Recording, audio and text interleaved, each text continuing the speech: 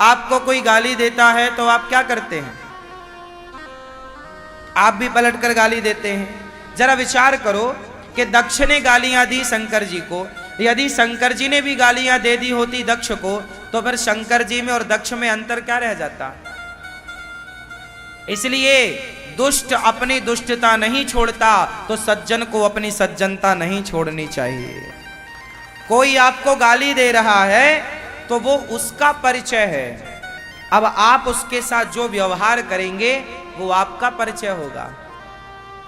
हाँ या ना? जरूरी नहीं है कि जो व्यवहार आपने हमारे साथ किया वही व्यवहार हम आपके साथ करें। बोलो हाँ। कुत्ता हमें देखकर भौंकता है, तो क्या हम भी अब कुत्ते को देख के भौंके? तूने हमें देखकर भौंका, क्यों? कुत्ता जब आपको देखकर भौंकता है, आप में से कितनों को कुत्ते ने देखकर भौंका है कभी ना कभी? मैया काय में हाथ उठा रही हो? क्या पूछा हमने? आपको देख के भौंका है? कभी भौंका ना? क्यों भौंकता है अच्छा कुत्ता आपको देखकर? अच्छा ये बताओ फिर आपने क्या किया कुत्ते के साथ? हाँ, भाग गए आप?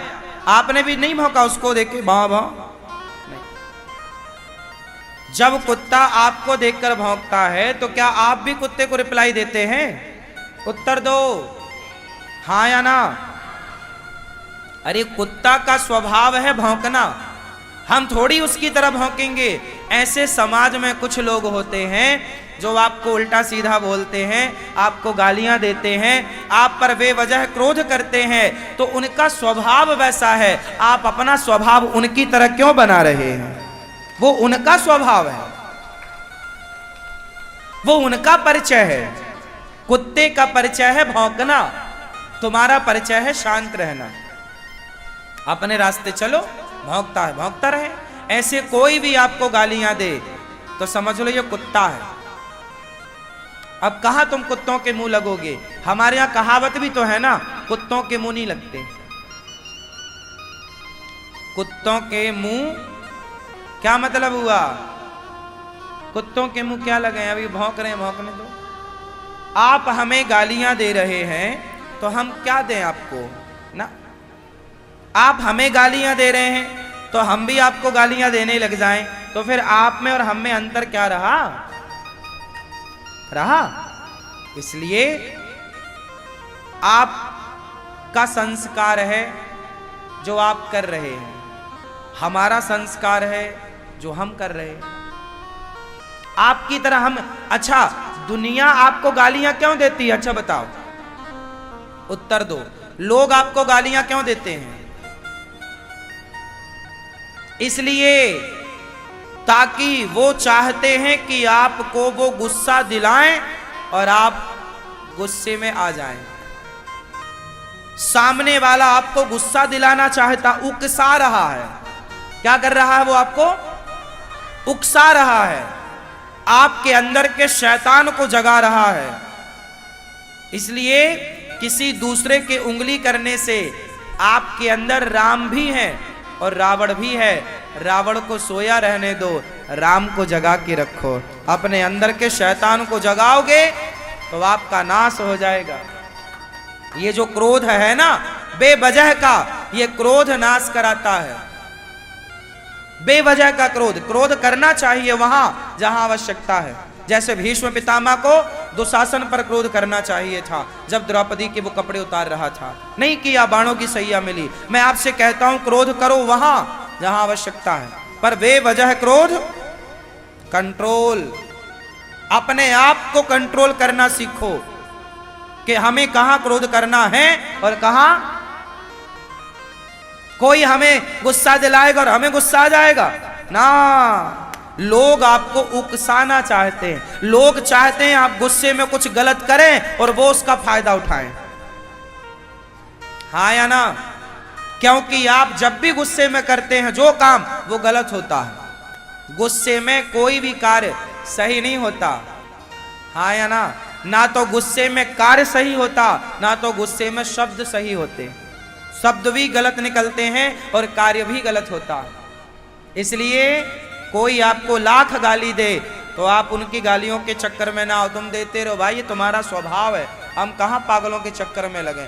रोज कुछ पागल आके गालियां देते हैं, हम सब पागलों का मुंह पकड़ते रहेंगे क्या? देते रहो। बोलो हाँ। इसलिए हमें आपके एक शहर में एक गांव का एक आदमी आके रहने लग गया। आपके एक शहर में एक गांव का आदमी रहने लग गया। उस गांव के आदमी को वहां के कुछ लोगों ने बहुत परेशान किया। पूरा झाड़ू पोंछा, लोग पड़ोसी लोग झाड़ू लगाएं और उस गांव के सीधे साधे आदमी के आंगन में सारा कचरा डाल दें। कोई उसके घर के आंगन में कोई छिलके केला का फेंक दे, कोई कंकड़ पत्थर फेंक दे। वो गांव का आदमी भोला भाला था, वो जानता था कि ये लोग मुझे तंग कर रहे हैं, पर बेचारे ने कोई उत्तर नहीं दिया। वो लोग उसे गालियां भी देते, अरे मूर्ख है, ये तो अनपढ़ है, गांव का है, गंवार है, कुछ नहीं आता। हम लोग देखो बड़े टिपटॉप रहते हैं। अब वो गांव का आदमी बेचारा भोला भाला सीधा साधा, कोई उत्तर नहीं दिया उसने किसी बात का। सारा उसने अपमान सहा, कचरा वचरा लोग डालें तो वो उठा के डस्टबिन में डाले। एक बार क्या हुआ, उसके गांव में अच्छा आम का मौसम आया तो वो अपने गांव गया, तो गांव से बढ़िया फल लेकर आया आम। अब वो अपने पड़ोसियों के घर जाता और टोकनी में आम भरता और जाके बैल बजाता, भाई कौन तू आ गया मेरे घर? भैया मैं गांव गया था ना, आपके लिए फल लाया हूं। अब जो उसे गालियां देते थे बेवजह, जो उसके घर में कचरा फेंकते थे बेवजह, आज ये आदमी उसको फल दे के आ रहा है। तो उन्होंने पूछा, यार हमने तुझे इतनी गालियां दी, इतना गुस्सा दिलाया, इतना तुझे परेशान किया और तू हमें फल दे रहा है? तो उस गांव के भोले भाले आदमी ने आज पहली बार बोला, भाई आपके पास गालियां थी तो आपने मुझे गालियां दी, मेरे पास फल हैं तो मैं आपको फल दे रहा हूं। जिसके पास जो होता है वही तो देता है। यदि आपको कोई गालियां दे रहा है तो परेशान ना होइए, बेचारे के पास गालियां ही हैं। बहुत गरीब आदमी है, बेचारे के पास गालियां ही और कुछ नहीं है देने को। और अच्छा तो है, आपसे ले थोड़ी रहा है, आपको दे ही तो रहा है गालियां, ले लो। इसलिए परेशान होने का नहीं, जीवन में बिंदास खुश रहने का, हर हाल में प्रसन्न रहो, जीवन में आनंदित रहो। आपकी प्रसन्नता आपका अनमोल धन है। भरी सभा में अब आप लोग बताओ कि जब आपको कोई गालियां देगा आप क्या करोगे?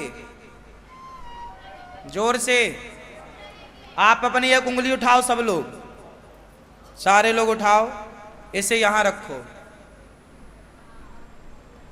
आज से कोई गालियां दे, कुछ कहे तो आप क्या रहेंगे? बोलिएगा।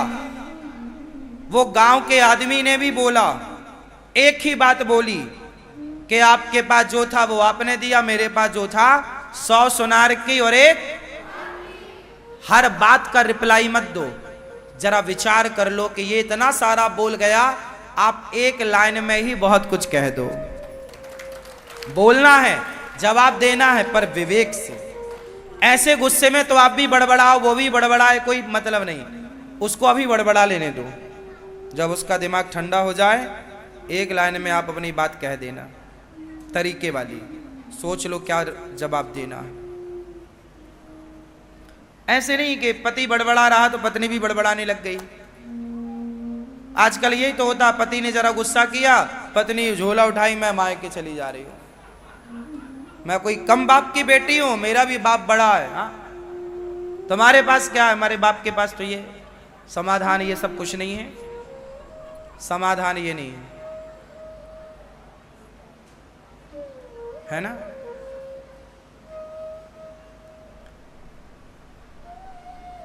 क्रोध आग से, अच्छा आग को बुझाना हो तो आग से आग को बुझाएंगे या आग को पानी से बुझाएंगे? क्या आग से आग बुझेगी? तो क्रोध से क्रोध खत्म होगा? पत्नी ने क्रोध किया और पति ने भी क्रोध किया, पति ने क्रोध किया पत्नी ने भी, अरे भाई साहब, बेटे ने क्रोध किया तो बाप ने भी। क्रोध से क्रोध कभी समाप्त नहीं होता। यदि सामने वाला क्रोध में है तो आप शीतल बन जाओ, शीतल जल लेकर खड़े हो जाओ, शांत रह लो। एक के हाथ में आग है तो दूसरे के हाथ में पानी होना चाहिए, वरना तुम्हारा घर तुम्हारी गृहस्थी जलकर खाक हो जाएगी। यदि जरूरत से ज्यादा तुमने क्रोध विरोध दिखाया तो कितनों का नाश हो गया साहब इस क्रोध के चक्कर में, हाँ या ना? गुस्सा के कारण बात कुछ नहीं थी, जरा जरा बातों में तुम्हें गुस्सा आया और इसी गुस्से के चक्कर में तुमने बहुत गलत निर्णय लिए और सारा जीवन खराब हो गया बहुत लोगों का। क्या क्या कहानियां बताएं आपको हम। जरा सा गुस्सा आया पिता पर, एक बेटे ने पिता के सिर पे प्रहार किया, बेचारा मर गया। गुस्से में तुम्हारा जरा सा गुस्सा था, इतनी सी बात का, और क्रोध, अब सारी जिंदगी जेल, पूरा परिवार बिखर गया, बाप भी मर गया, बाप के मारने के चक्कर में बेटा जेल में, ना बच्चे ना पत्नी ना पढ़ा सकता, ना परिवार बिखर गया। अब कोई नहीं, सारे परिवार बच्चे लोग अनाथ हो गए, अब कमाने वाला कोई मर्द नहीं बचा घर में, तो स्त्रियां अब कौन कमाए, घर घर झाड़ू पोंछा बर्तन करना पड़ा। तुम्हारे एक क्रोध के कारण तुम्हारा पूरा परिवार सारी जिंदगी तुम्हारी एक गलती का दंड भोगेगा, हाँ या ना?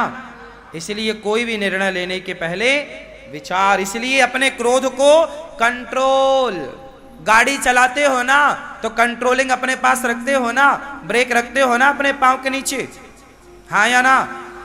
फिर यदि ब्रेक ना हो तो आप गाड़ी चलाओगे? तो आप भी अपने आप को थोड़ा कंट्रोल करो।